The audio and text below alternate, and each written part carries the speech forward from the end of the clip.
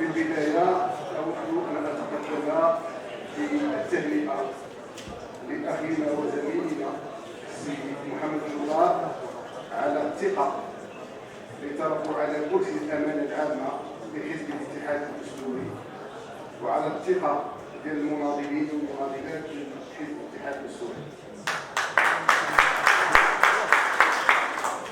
السيدة الرئيسة، الحقيقة أننا حزب كيف قال زميلي والأخي السي مصطفى العقيدي مكون من مكونات أغلبية، ولكن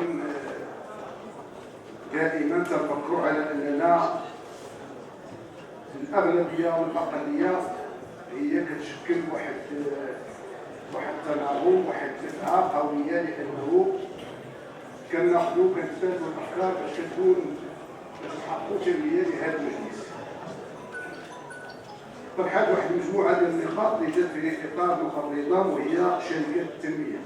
شركات التنمية واللي هي أشار لها الأخت بشرى بالملي لأنها ماشي نتاج ديال هذا المجلس، ولكن كذلك ماشي نتاج ديال المجلس السابق.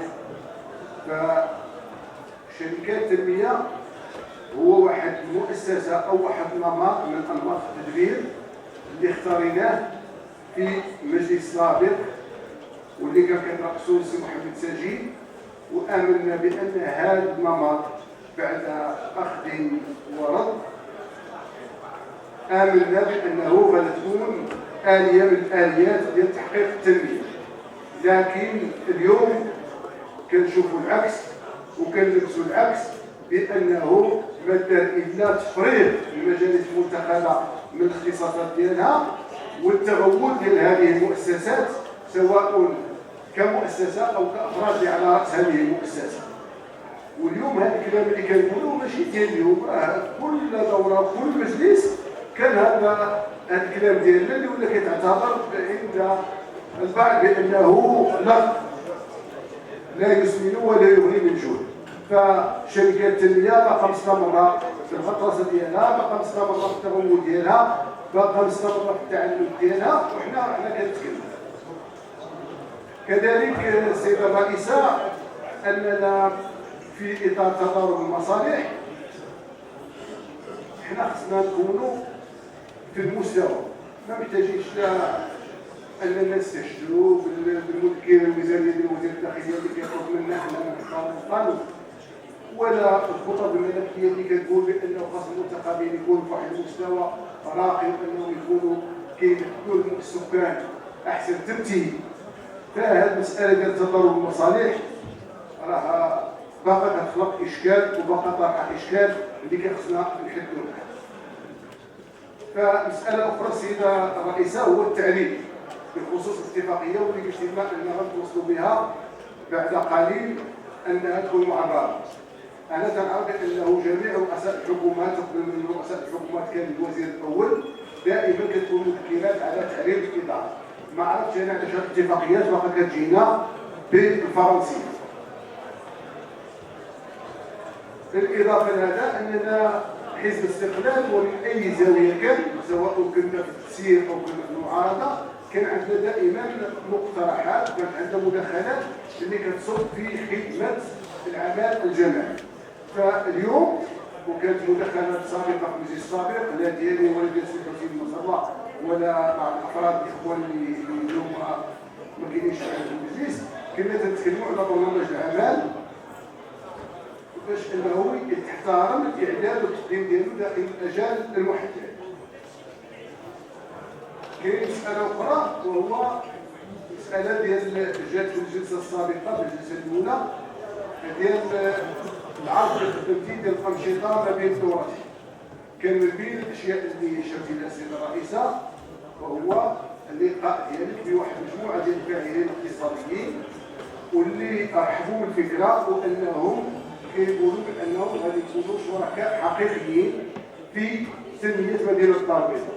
هذا خبر يفرح، ولكن تتمنى السيده الرئيسه انه يكون واحد المجهود في هذا الاطار هذا باش نتواصلوا مع الفاعلين الاقتصاديين، وخاصه انه ملي شفنا انك تلاقيتي مع مدراء ديال ابناك، هذه الخطوه هذه هي خطوه ايجابيه ونسجل ونستحق لها. كنتمنى ان شاء الله تخرج الحيز الموجود. الموضوع الاخر واللي سبق لي انني درت في مداخله في السابق وهي الهيكله الاداريه.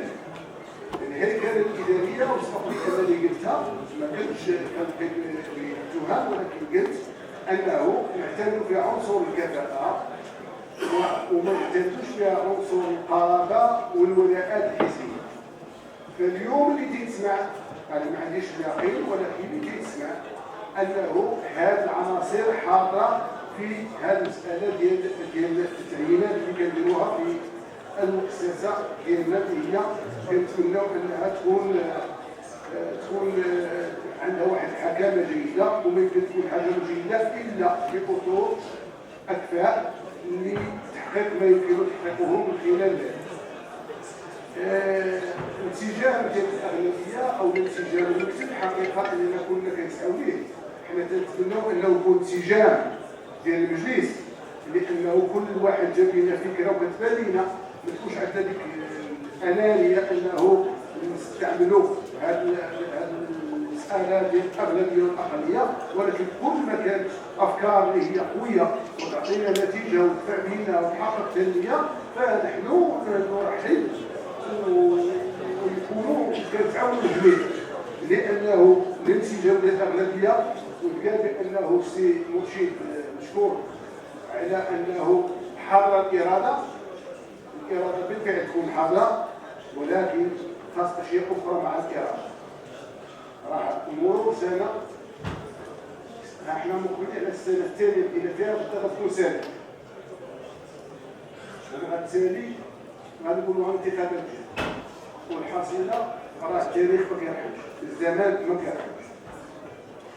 المساله ديال اننا غادي نحققوا واحد القفزه بخصوص الميزانيه. هذا الجميع وربما غادي يكون متفق على اننا نسعاو جاهدين على اننا نكونوا في احسن الظروف من ناحيه المداخل ديالنا.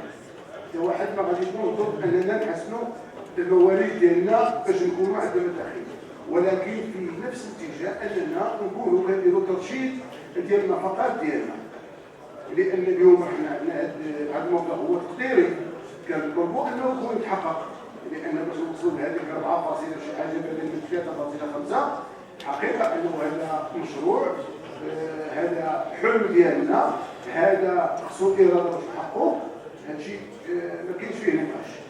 ولكن موازاه مع ذلك لابد من ترشيد النفقات. حقيقه اننا كنديروا وسيله موازيه، حقيقه اننا كنستقبلوا ضيوف، حقيقه اننا كنديروا اسفار باش ندافعوا على قضايانا، سواء من القضيه الاولى اللي هي القضيه الوطنيه او غيرها، ولكن هذا لا يعني اننا نكونوا كنبذلوا بزاف، لاننا انا درت زيارات في وفود برلمانيه، شفت ملي كنستقبلوا على الوفود البرلمانيه هنا، وشفت ملي كنستقبلوا في الدول خاصه في الغرب وفي امريكا، ما كيكونش داك الاسراف وداك الاقرار.